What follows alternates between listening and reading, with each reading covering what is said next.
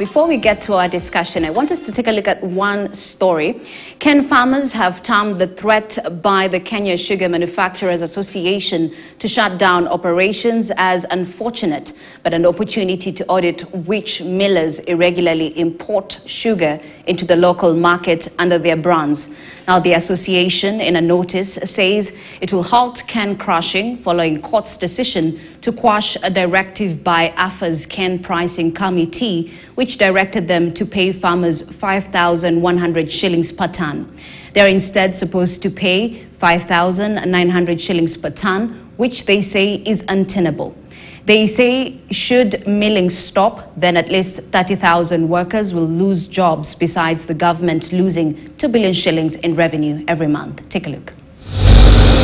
The court's order 2 weeks ago quashing an earlier directive by the Agriculture and Food Authority's Can Pricing Committee's directive to have Ken millers pay farmers 5,100 shillings per ton and instead pay 5,900 has triggered a storm in the subsector, with Millers Association now threatening to halt operations.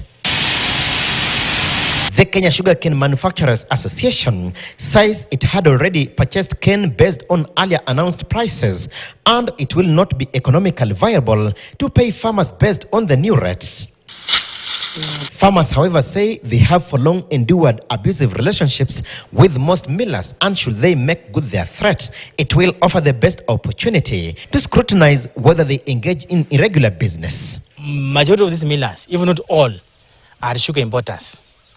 So even wakifunga factory is a blessing kwetu, kwa sababu then hawatakuwa na nafasi ya kuimport sukari in this guise of milling, and they package that sugar with brands of these factories, yet it's sugar from outside this country. The association says the closure's effects include loss of 30,000 jobs, no sugar production, denying the Kenya Revenue Authority 2 billion shillings in revenue monthly, suspension of weekly payments to farmers, and panic, unrest, and insecurity near the factory's catchment areas.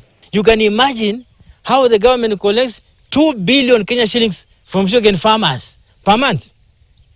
So in a year, we are talking of a minimum of 24 billion. But what does the government give back in sugarcane farming?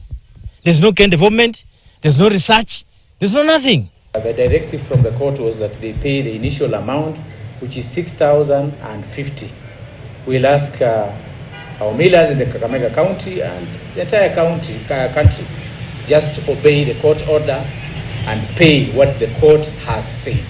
The issue of shutting down the mills will be the contravening a court order. The farmers, however, question the sincerity of the millers, saying they get paid for only one eventual product, which is sugar, yet millers make ethanol, water, and energy from their raw materials too, and thus will demand a review of the sharing formula when they resume operations.